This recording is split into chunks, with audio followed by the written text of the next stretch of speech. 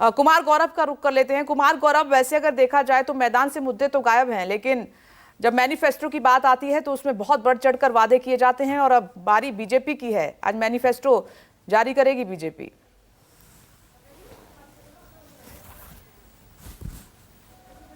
देखिए, बिल्कुल आज बीजेपी का मैनिफेस्टो जारी होना है और 2018 में जो तमाम वायदे किए गए थे, कुछ वायदे पूरे हुए हैं, लेकिन 100% वायदे पूरे नहीं हुए। हाँ, हिंदुत्व से जुड़े जो मुद्दे थे, गौ हत्या के खिलाफ कानून जैसी जो बातें थी, उन चीज़ों को बीजेपी ने इम्प्लीमेंट किया, उसको लेकर कानून लाया। रिजर्वेशन की जो बात थी, उसमें सेटिस्फाई करने की कोशिश की गई वोका लीगा और लिंगायत समुदाय को, लेकिन जितनी डिमांड थी उस स्तर तक बीजेपी नहीं पहुंच पाई है। मोटे तौर पे आज का जो घोषणा पत्र होगा बीजेपी का, उसमें भले ही चुनावी रैलियों में सांप की बात होती हो, शिव की और गले की शोभा की बात सांप को बताई जाती हो, या विशाला सांप प्रधानमंत्री को कांग्रेस की तरफ से बोला जाता हो, लेकिन कर्नाटक में स्थितियां थोड़ी अलग है। जो ज़मीनी रिपोर्ट्स हैं उसमें ये बात सामने आई है कि कोरोना से पहले की जो स्थिति थी और अभी की जो स्थिति है, उसमें आम लोगों के बीच में बड़ा बदलाव आया है। देखिए, कर्नाटक और खासकर उसके जो मुख्य शहर हैं वो आईटी का हब है, और आईटी प्रोफेशनल्स की समस्या हो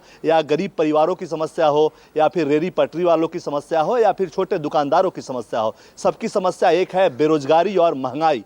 तो ये दो बड़े मुद्दे हैं जो कर्नाटक के चुनाव में ज़मीनी स्तर पे आम लोगों के बीच में जब बातचीत होती है तो वो निकलकर सामने आती है। बाकी जो चीज़ें हैं वो बड़े मुद्दे हैं, और वहाँ आम लोग ये कहते सुनाई देते हैं कि रोज़मर्रा की समस्याएं जब निपट जाती है तब बड़े आयामों पे चर्चा शोभा देती है। राष्ट्रवाद, देश की बात और इन तमाम चीज़ों पे बातचीत शोभा देती है। प्रधानमंत्री बड़े चेहरे हैं, उन पे लोगों को गर्व है, लेकिन उनको गाली दी जा रही है या इस तरह की जो बातें हैं, बहुत ज़्यादा इम्पैक्ट ज़मीन पे तब तक नहीं होती जब तक आम लोगों की अपनी समस्याएं बनी हुई है। और जाहिर तौर पे इसका एक प्रयास बीजेपी करेगी कि आम लोगों की, गरीब महिलाओं की, मछुआरों की, जो पढ़ने वाले छात्र हैं उनकी, और जो आईटी प्रोफेशनल्स हैं और रेहड़ी पटरी वाले गरीब लोग हैं, उनके रोजगार के लिए और उनकी कमाई बेहतर हो, इसके लिए कुछ न कुछ व्यवस्था आपको बीजेपी के घोषणा पत्र में सुनने को मिलेगा। अब 11 बजे के आसपास इसका ऐलान, जो घोषणा पत्र में जो चुनावी वायदे हैं वो जो पिटारा है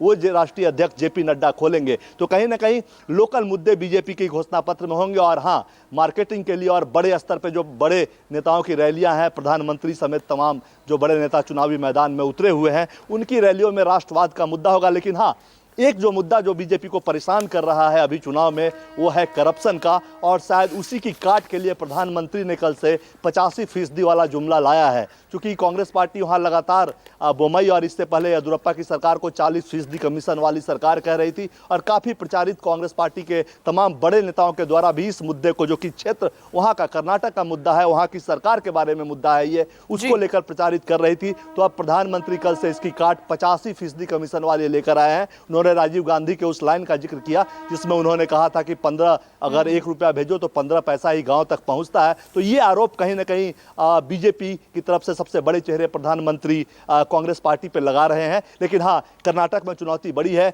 चूंकि मल्लिकार्जुन खड़गे ने जो बयान दिया है उसको प्रधानमंत्री भुना जरूर रहे हैं, लेकिन अब उसको अपने हिसाब से पॉजिटिव करने का प्रयास कर रहे हैं, क्योंकि डर यह है कि 19.5% दलित आबादी कर्नाटक की है, उसमें से बड़ा वोट बैंक बीजेपी के पास है इस वक्त, और खड़गे राष्ट्रीय अध्यक्ष बने हैं, दलित चेहरा है। डायरेक्ट अगर खड़गे पे अटैक करेंगे बहुत ज्यादा तो हो सकता है कि दलित समुदाय नाराज हो जाए और उसका खामियाजा बीजेपी को चुनाव में भुगतना पड़े। लिहाजा प्रधानमंत्री गालियों को भुना तो रहे हैं, लेकिन सीधे तौर पर मल्लिकार्जुन खड़गे पे आरोप नहीं लगा रहे हैं। जो लोकल जो 2-3 वहाँ 3 नेता जो फैक्टर हैं, सिद्धारमैया हो, खड़गे हो या फिर डीके शिव कुमार हो, उन पर डायरेक्ट हमला नहीं कर रहे हैं। वो इसे अपने प्रेस्टीज के साथ जोड़ने का प्रयास कर रहे हैं। भारत के प्रधानमंत्री और एक बड़े चेहरे के तौर पे बताना चाह रहे हैं कि आपने जिसे प्यार दिया है उसको लोग बेइज्जत कर रहे हैं, लेकिन सीधे तौर पर खुलकर लोकल लीडरशिप पे और खड़गे पे हमला नहीं कर रहे हैं, क्योंकि डर वोट बैंक छिटकने का है। वही चुनौती जो है वो